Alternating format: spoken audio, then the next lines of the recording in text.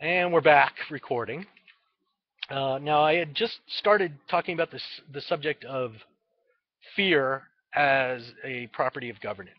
Now, I'm going to connect that to today.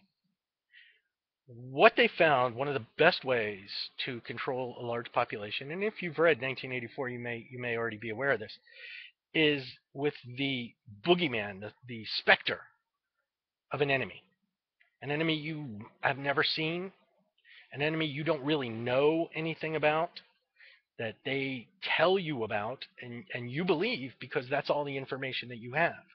It's like for a long time, the Taliban were our friends. When they were helping fight the Russians out of Afghanistan, we loved the Taliban. We gave them weapons, we gave them training. We are the ones that showed them how to use bazookas and AK-47s.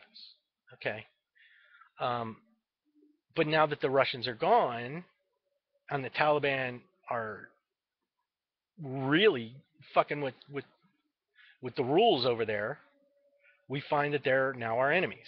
So we have emboldened our enemies to take us on. Okay. Um, and what we've done since then is we've created a portrait of them as much more frightening than they really are, like Al Qaeda. Al Qaeda. Al Qaeda was a small militant band of muhajir,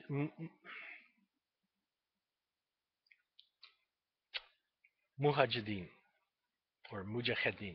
Yeah, mujahideen, which are these militant religious psycho nuts. We were talking maybe 20 to 30 people broken down into like 5 or possibly 6 different cells, placed in different parts of Afghanistan, which would, really hit the Russians, really hated the Russians, felt it was God's will that they expel these demons from their land. Um, and we loved them.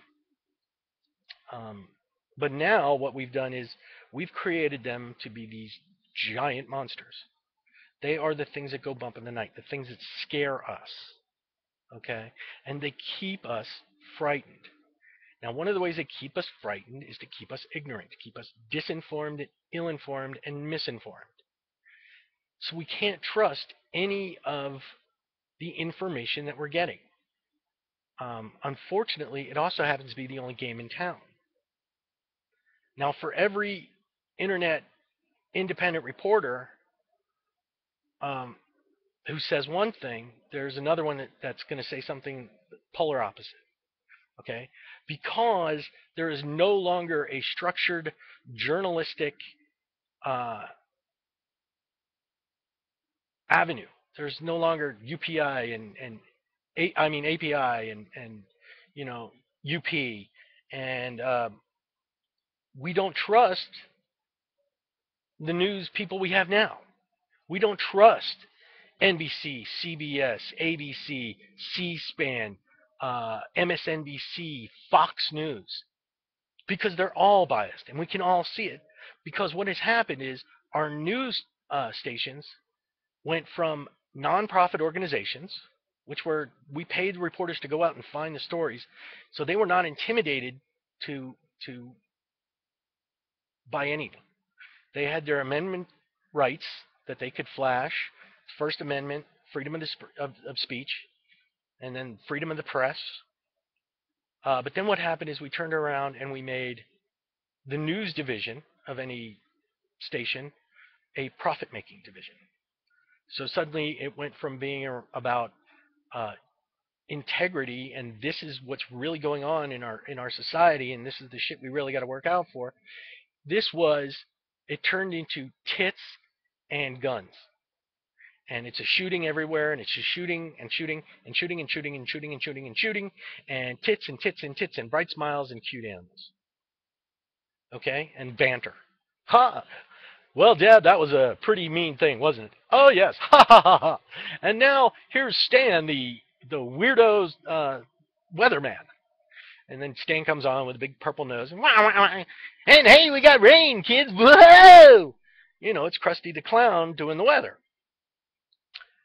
And all because they want to keep us afraid. Because when we're afraid, and ignorant and entertained, we don't ask questions. We just hunker down and let them do what we perceive is going to be the right thing to do.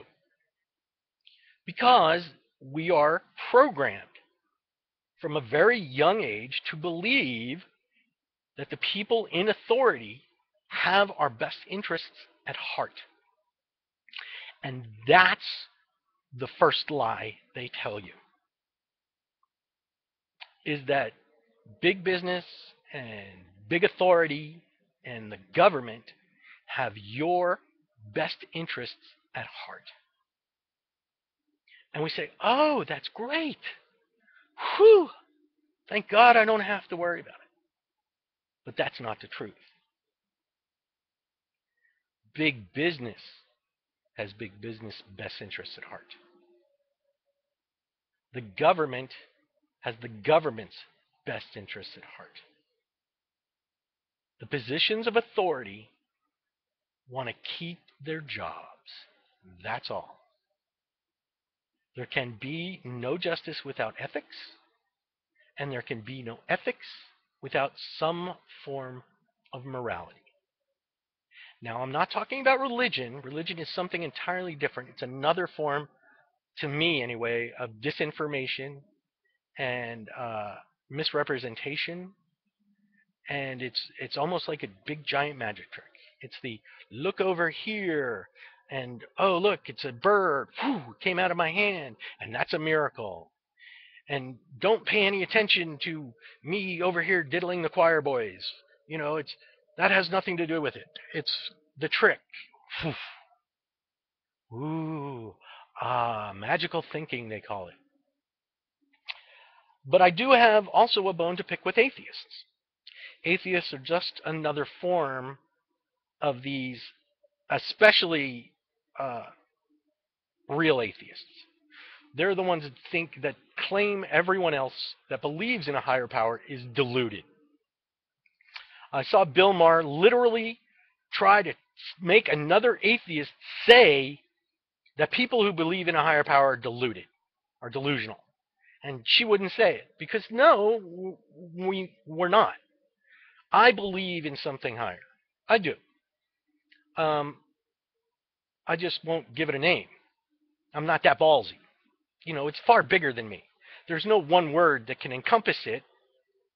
So even Yahweh, God, the golden underwear guy, Zeus, Apollo, Odin, Thor, Sif, who knows? That's just us trying to make ourselves feel better by giving it a name. We feel that if something has a name that we have given it, we understand it, but that's not the truth. The truth is the best answer you can come up with is, I don't know. That scares a lot of people. You're frightened by that notion. I don't know. What do you mean you don't know? I mean, I don't know. Well, shit, if you don't know, how the fuck can I know? And if I don't know, I'm scared. Of course you are. Because we like things to be explained and in little boxes. And thunder wasn't dangerous to us. It was Thor shaking his hammer. And lightning was Odin throwing his bolts of lightning. And, oh, okay, whew. The gods are pissed about something. But we also gave those gods our weaknesses. They like to fuck, they like to drink, they like to meddle in everyone else's affairs. Okay, so that helped control our fears because they were like us. And we've just continued that with God has made us in his image or her image or its image. Really? I'm going to get back to this in a minute. I'm going to stop this here and shift it up.